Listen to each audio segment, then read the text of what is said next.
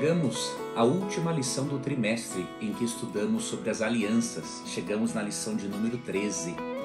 Ao longo do trimestre aprendemos que Deus ensinou o mesmo plano de salvação de maneiras diferentes. Que as alianças, na verdade, são desdobramentos, revelações progressivas do mesmo plano de salvação. E na lição dessa semana, que será a última do trimestre, nós vamos estudar sobre a nova vida que nós adquirimos por estarmos numa nova aliança de salvação com Deus. E nós vamos ver mais especificamente quais são as bênçãos que nós recebemos e que podemos desfrutar hoje, antes mesmo da eternidade. Você sabe que a maior bênção será a vida eterna ao lado de Deus. Mas desde hoje, aqueles que entram em uma relação com Deus, em uma aliança de salvação com Deus, podem já desfrutar de certas bênçãos. E nós vamos ver quais são estas bênçãos. Algumas, porque na verdade há muitas, não é? Algumas das bênçãos que nós podemos desfrutar no dia que se chama hoje. Ou seja, não precisamos esperar a eternidade para desfrutarmos dessas bênçãos. A primeira bênção que vem a nós por fazermos parte de uma aliança de salvação com Deus é a chamada alegria. Veja o que diz o apóstolo João na sua primeira carta, no capítulo 1, verso 4. Escrevemos estas coisas para que a nossa alegria seja completa. Aqui João diz que quando nós conhecemos, nesse contexto, quando conhecemos a Jesus, a nossa alegria se torna completa. Ou seja, esse verso está nos mostrando, entre outras coisas, que não devemos apenas ter sentimentos de alegria, devemos sentir a alegria. E aqui eu abro um parêntese para lhe explicar uma coisa: sentimentos existem para serem sentidos. Por isso que o nome é sentimento, né? Então não há um erro em você sentir raiva, sentir amargura, sentir tristeza, sentir alegria. Você deve sentir todas essas coisas. Agora, o que acontece? O cristão, ele é um ser humano que possui sentimentos. A diferença está no fato de que o cristão não pode negar esses sentimentos, mas deve sim administrá-los. Dentro, obviamente, do possível, porque temos uma natureza pecaminosa, administrarmos para evitarmos pecar através dos nossos sentimentos. Por exemplo, em Efésios 4, 26 e 27, Paulo diz assim: irai-vos e não pequeis. Ou seja, é possível ficar irado sem pecar. E aí nos versos 27 e 28 ele explica quando que a ira se torna pecaminosa. Quando nós a alimentamos. Então você percebe? O sentimento é para ser sentido. E ele em si não é pecaminoso. É aquilo que fazemos com o sentimento que vai determinar a existência do pecado ou não. Então, primeiramente, Deus quer que você e eu sintamos alegria. Porque a base desta alegria é o que Cristo fez por nós. A segunda pessoa da divindade deixou o seu trono de glória, transformou-se em um ser humano, o Verbo se fez carne, como diz João 1,14, veio a este mundo, viveu uma vida sem pecar, morre no nosso lugar, e aí ao ele ressuscitar, porque ele não merecia ter morrido por não ter pecado, ele compra para Deus o direito legal, diríamos assim. Deus tem agora o direito legal de nos justificar, de nos tornar justos, se aceitarmos a Cristo pela fé. Então Jesus Cristo, ele abriu o caminho para que você e eu entrássemos numa relação íntima e alegre com Deus. Então, quando o cristão não é alegre, ele não entendeu ainda a doutrina da justificação pela fé. Não estou dizendo que você vai ser alegre em 100% do tempo. Isso é impossível em um mundo de pecado. mas na maior parte do tempo você tem que ser uma pessoa alegre, não é? Quando há, obviamente, e há muitos motivos para sermos alegres. O detalhe é que às vezes acostumamos a nossa mente, programamos a nossa mente a se deter nos aspectos negativos da vida e não nos aspectos positivos da vida. E se nós programamos a mente dessa forma, é possível reprogramarmos para a mente ser de outra maneira, não é? E eu queria mostrar para você que a origem desta alegria, além de ser a certeza do amor de Deus por nós e do sacrifício substitutivo de Cristo, o Espírito Santo, a terceira pessoa da Trindade, é quem derrama esta alegria no nosso coração. Antes eu lembro a você de Filipenses 4:4, né? Paulo disse assim: alegrai-vos no Senhor. Outra vez vos digo, alegrai-vos. Então o Senhor Jesus Cristo tem que ser a base da sua alegria. Mas é bom você entender que o Espírito Santo pode lhe dar este dom da alegria. Se você estiver sem alegria, você pode pedir a Deus, pode pedir ao Espírito Santo, e ele pode derramar esta alegria no seu coração. Em 1 Tessalonicenses 1,6, lemos o seguinte: de fato, vocês se tornaram nossos imitadores e do Senhor, pois apesar de muito sofrimento, receberam a palavra com alegria que vem do Espírito Santo. Diz que a alegria com a qual os tessalonicenses receberam a palavra de Deus, ela teve a sua origem no Espírito Santo. E um outro texto que mostra que o Espírito Santo é a origem desta alegria, Gálatas 5:22. Quando fala do fruto do Espírito, a alegria é uma das 9 qualidades de caráter que Deus proporciona aos seus filhos. E aí Gálatas 5:22 diz assim: mas o fruto do Espírito é amor, alegria. E aí seguem as demais virtudes, não é? Então a alegria tem sim a sua fonte, primeiro, na nossa relação com Deus, não é?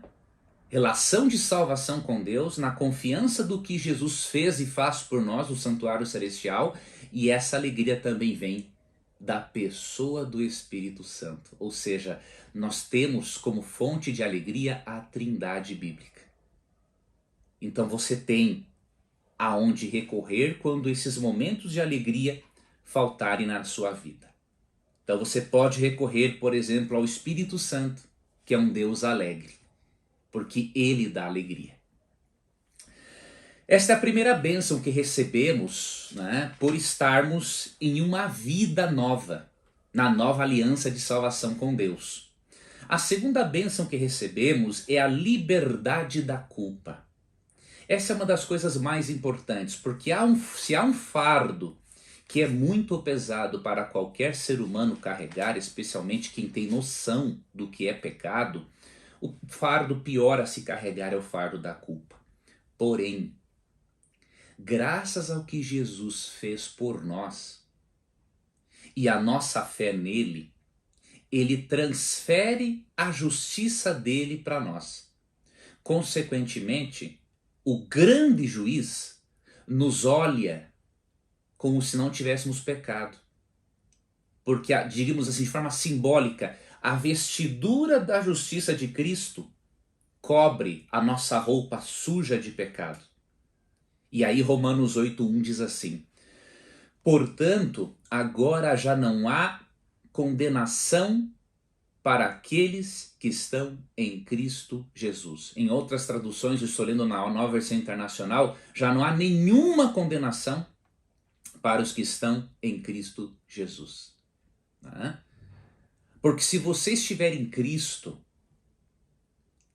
a culpa ela vai sair da sua vida, ela não será uma constância, porque quem está em Cristo é liberto da culpa. Porque não há mais uma condenação para esta pessoa. Deus aqui, obviamente, Paulo aqui, obviamente, ele não está ensinando, não é, que não temos relação alguma mais com a lei de Deus, porque cada vez que a transgredirmos, a culpa vai voltar. Mas o que ele quer dizer é que o fardo da culpa não precisa estar sobre nós. Mesmo que nós erremos e pequemos, nós podemos recorrer a Jesus, pedir o perdão dos nossos pecados e receberemos a paz que vem de Deus e que vem do Espírito Santo. Então, mesmo que a culpa ainda seja importante, não a culpa ruim, a culpa boa, né? Aquela que nos mostra que estamos errados ou que cometemos um erro, nós não precisamos tê-la como fardo. Por quê? Porque o juiz supremo, né, não nos considera mais culpados. E olha o que diz, por exemplo, Filipenses 4:7. Pelo fato de nós termos sido justificados, declarados justos por meio da fé em Cristo, nós temos que desfrutar desse tipo de paz e não mais do fardo da culpa. Filipenses 4:7. E a paz de Deus, que excede todo entendimento, guardará o coração e a mente de vocês em Cristo Jesus. Então, quando você está numa relação de salvação com Cristo ou numa relação de aliança, você é liberto do fardo da culpa. E aí você passa a desfrutar de uma paz que excede a todo entendimento humano. Não é maravilhoso saber disso? Saber que isso está à sua disposição hoje? Aí você pode se perguntar, mas Leandro, muitas vezes, quando eu peço perdão a Deus, eu não me sinto perdoado. O que eu devo fazer? Bom, se você não entendeu ainda a doutrina da justificação pela fé como deveria, eu recomendo que você estude essa doutrina. Mas se você estudou essa doutrina, a entendeu, e mesmo assim a culpa permanece, ou seja, você não se perdoa depois de Deus haver perdoado você, eu vou lhe dar aqui um texto bíblico que você deve recordar-se dele todos os dias. Quando a culpa vier até você e atrapalhar a sua alegria que vem do Espírito Santo. Você tem que fazer uso de 1 João 3, 19 e 20. Esse é um texto importante. Seria bom até você sublinhar na sua Bíblia. O que diz o texto? Assim saberemos que somos da verdade e tranquilizaremos o nosso coração diante dele, quando o nosso coração nos condenar. Porque Deus é maior do que o nosso coração e sabe todas as coisas.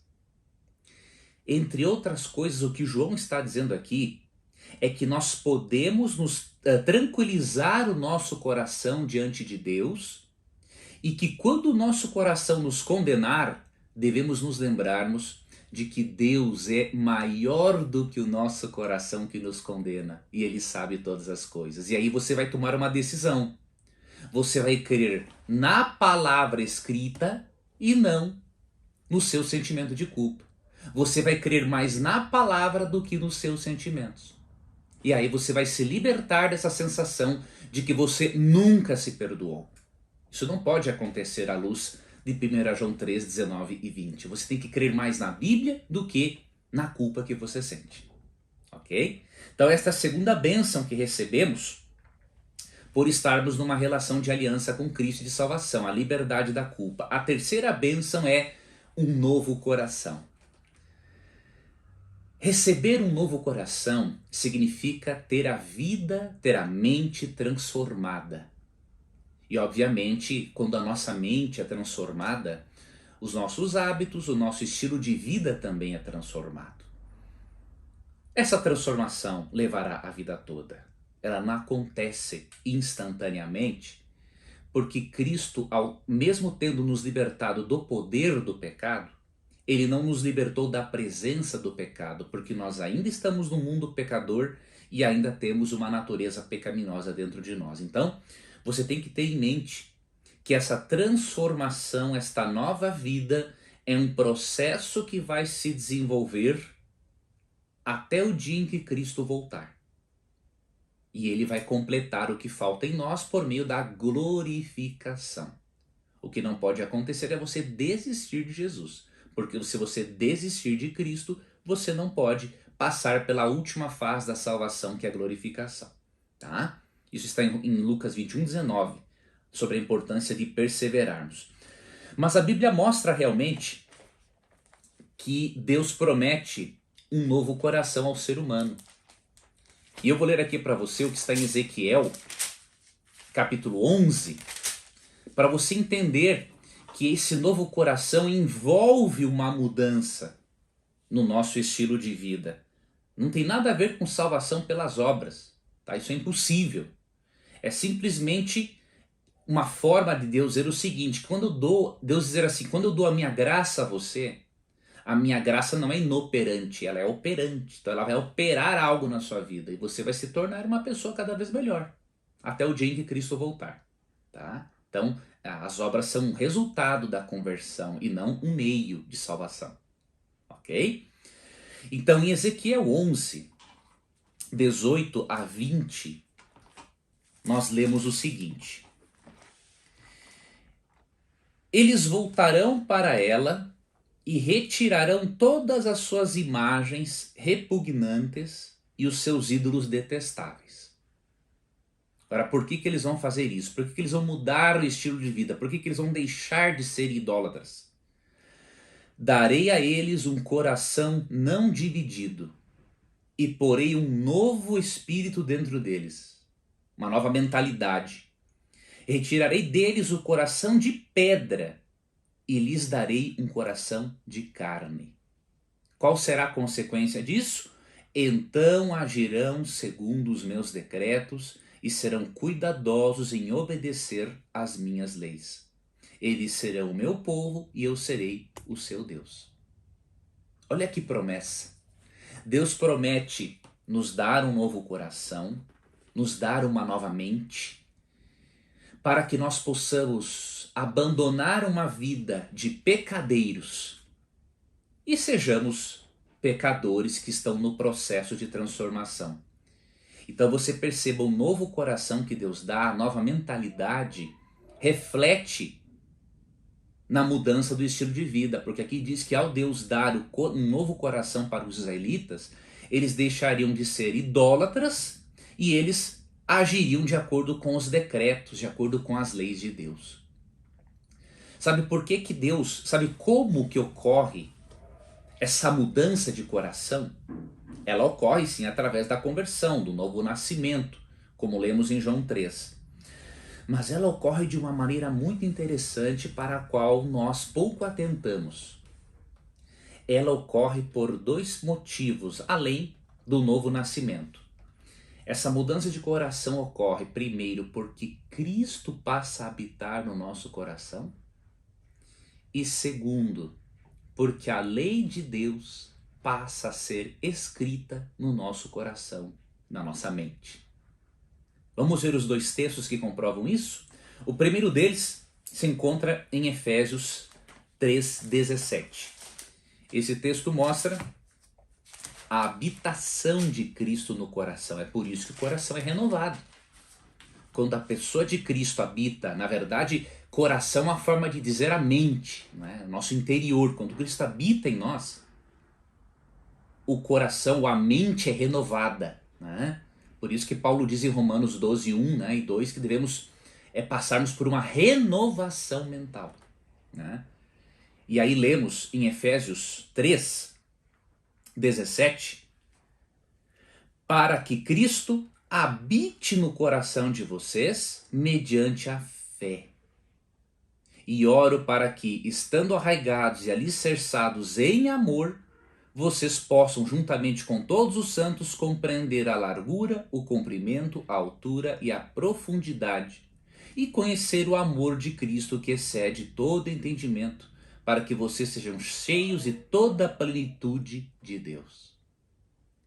Então, por que nós temos um novo coração? Por que nos tornamos cheios da plenitude, cheios do amor de Deus? Porque Cristo habita em nós. O verso 17 diz, para que Cristo habite no coração de vocês mediante a fé. Então, quando você tem fé de que Cristo habita em você, óbvio que a habitação de Cristo vai tornar você uma pessoa diferente. Certamente, Cristo habita também em nós por meio da pessoa do Espírito Santo. 1 Coríntios 6, 19 e 20, né, são versos que dizem que o nosso corpo é o templo, né, o lugar da morada do Espírito Santo. Então o Espírito Santo mora em nós e ele pode morar em todos os seres humanos ao mesmo tempo porque ele é onipresente e ele atua em todos os seres humanos. Então Cristo vive em nós através da pessoa do Espírito. Então esse é o primeiro motivo que faz com que o nosso coração seja novo, porque há um hóspede honrado chamado Espírito Santo, há um hóspede honrado chamado Jesus que está morando conosco. E outra coisa que torna o nosso coração renovado é o ato de Deus escrever, imprimir os princípios amorosos de Cristo no nosso coração. Então isso se encontra em Hebreus capítulo 8, verso 10. Que repetindo o que está em Jeremias 31 a 34, diz assim: esta é a aliança que farei com a comunidade de Israel depois daqueles dias, declara o Senhor. Porei minhas leis em sua mente e as inscreverei em seu coração. Serei o seu Deus e eles serão o meu povo. Então, primeiro Cristo habita no seu coração e depois Deus imprime, escreve estas leis no seu coração e na sua mente. Por isso o seu coração se torna novo. Você tem um novo coração, você tem uma nova vida, você passa a amar a Deus de uma forma mais altruísta e você passa a amar ao próximo de uma maneira mais altruísta. E um detalhezinho, se Cristo e a lei estão no coração, isso significa que não há contradição entre Cristo e a lei. As duas coisas estão de mãos dadas. É simples entendermos isso, né, se lermos esses textos. Bom, vamos para outra bênção, vamos para as duas últimas bênçãos que recebemos ao fazermos parte de uma aliança de salvação com Cristo. A penúltima bênção que nós vamos estudar aqui é a bênção da vida eterna. Eu vou ler para você João 11, 25 e 26 e vou lhe mostrar que a bênção da vida eterna, ela existe em duas dimensões, tá? Existe na dimensão presente e na dimensão futura. Como, Leandro? Como desfrutar da vida eterna no presente, na dimensão atual? Vou lhe explicar. Vamos ler João capítulo 11, versos 25 e 26. Estou lendo hoje na nova versão internacional, tá bom? João 11, 25 e 26, lemos.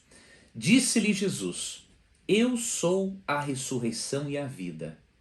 Aquele que crê em mim, ainda que morra, viverá. Em primeiro lugar, Cristo promete aqui uma vida eterna numa dimensão futura. Aquele que morreu, mas morreu crendo em Jesus, ele viverá. Porque Jesus disse: eu sou a ressurreição e a vida. Atos 3,15 diz que Cristo é o autor da vida. E 1 Tessalonicenses 4, 16 e 17 nos mostram que Cristo vai ressuscitar os mortos. Lemos também isso em João 6,40 e João 5, 28 e 29. Então, na dimensão futura, Cristo promete duas coisas: ressuscitar os mortos, mas ele também promete transformar os vivos. Então esta é a promessa da vida eterna na dimensão futura.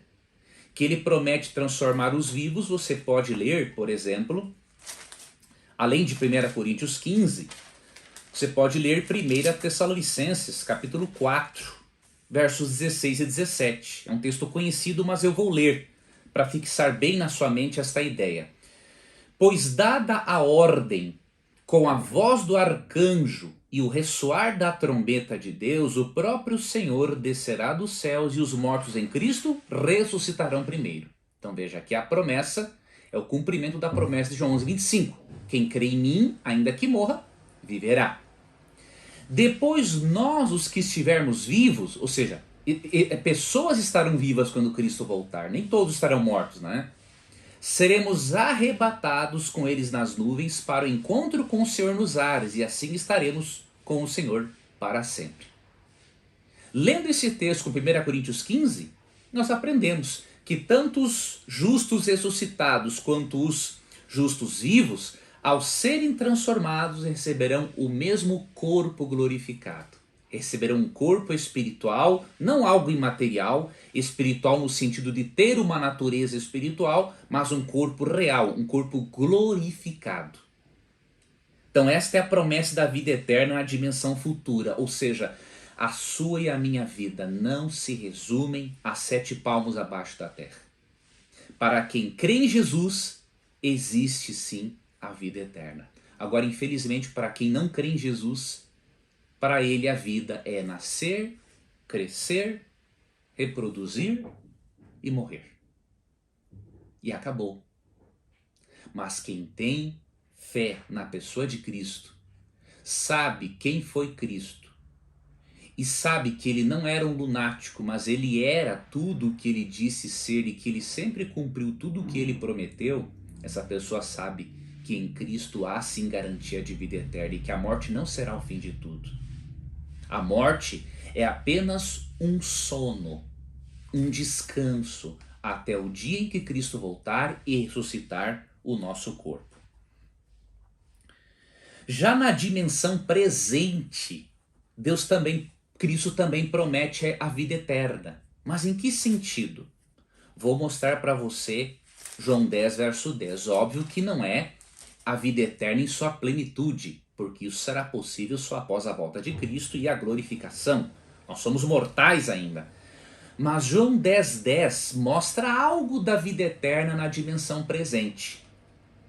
E o texto diz assim: o ladrão vem apenas para roubar, matar e destruir. Eu vim para que tenham, veja, está no presente, tenham vida e a tenham em abundância. Aqui diz plenamente, né, na Almeida, em abundância. Então, na dimensão atual, nós podemos desfrutar da vida eterna por meio de uma vida abundante e plena. Cristo quer, portanto, que você seja pleno nos seus relacionamentos, na sua vida financeira, na sua vida familiar, nas suas relações interpessoais. Deus quer que você seja pleno em sua saúde física, mental. Ou seja, Cristo, ao dizer que veio para termos vida e vida em abundância, ele está dizendo que já podemos experimentar um pouquinho da eternidade no presente, sendo plenos e abundantes em todas as áreas da nossa vida. Então esta é a promessa que Cristo faz para nós, é a outra bênção que recebemos. E a última aliança, na verdade a última bênção, não é, que recebemos nesta relação de aliança com Cristo, é a bênção de fazermos parte de uma missão especial. Você acha, amigo internauta, que depois de recebermos tudo isso, depois de recebermos alegria, depois de recebermos liberdade da culpa, depois de recebermos um novo coração, depois de recebermos uma perspectiva de vida melhor agora e de uma vida eterna no futuro, você acha que tem como ficarmos quietos e guardarmos esse segredo apenas para nós? É impossível. Por isso que outra bênção que nós recebemos é o desejo de compartilharmos com outras pessoas aquilo que Deus nos deu através de Jesus Cristo. E Cristo mostra-nos isso em Mateus 28, 18 a 20, entre outros textos.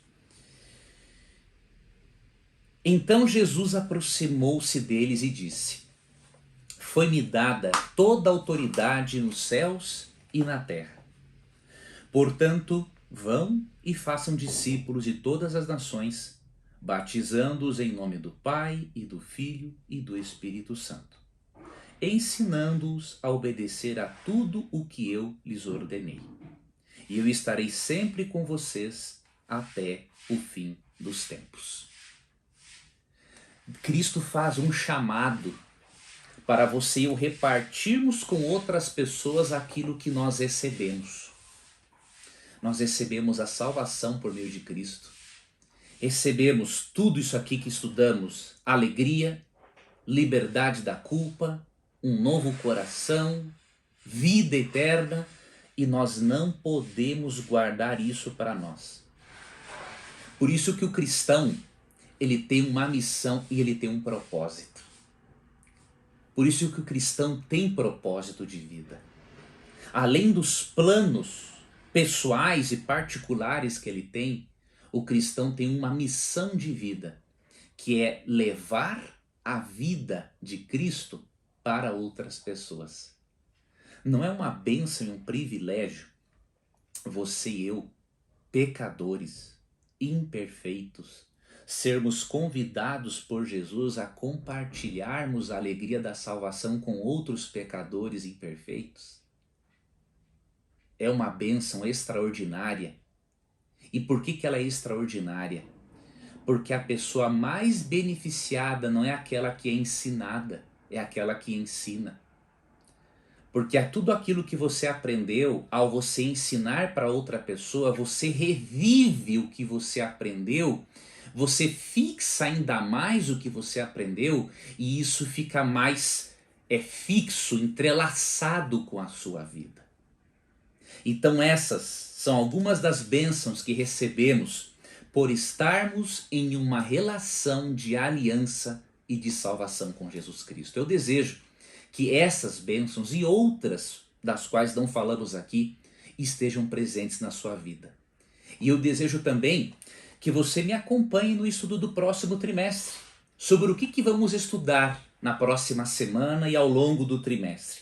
O título do nosso guia de estudos é Descanso em Cristo. Se a falta de descanso físico encurta a nossa vida e traz doenças, imagine a falta do descanso em Cristo. O que pode trazer de consequências ruins para nós? Então nós vamos aprender no próximo trimestre como descansarmos e como descansarmos em Cristo. Se você quiser adquirir esse guia de estudos para acompanhar os vídeos, você pode adquirir, independente da religião a qual você pertença. Eu sei que meus irmãos evangélicos têm o guia de estudos da lição da escola dominical. Nossos irmãos católicos têm estudos, grupos de estudos em alguns lares. Sei que os irmãos espíritas estudam, além do Evangelho segundo o Espiritismo, outras obras de Allan Kardec. Mas se você quiser acompanhar esse estudo que eu faço aqui neste canal, você pode ter esse guia de estudos, tá? Não sou eu que invento, isso aqui não é da minha responsabilidade. Isso aqui pertence à Igreja Adventista do Sétimo Dia, e você pode adquirir com a editora da igreja, que é a Casa Publicadora Brasileira. Eu vou deixar aqui na descrição desse vídeo o link, o site da editora, para que você possa adquirir o guia de estudos se for do seu interesse. E se você gosta de ler e estudar pelo celular, também é possível adquirir pelo aplicativo da Casa Publicadora a versão online desse guia de estudos. Tá bom? Foi uma honra para mim ter tido a oportunidade de repartir com você algo do que a Bíblia tem a dizer sobre as alianças na Bíblia. Obrigado por você ter acompanhado, obrigado por seus comentários. E nos vemos então na próxima lição, quando iniciaremos nosso estudo sobre o descanso em Cristo. Um forte abraço e até lá.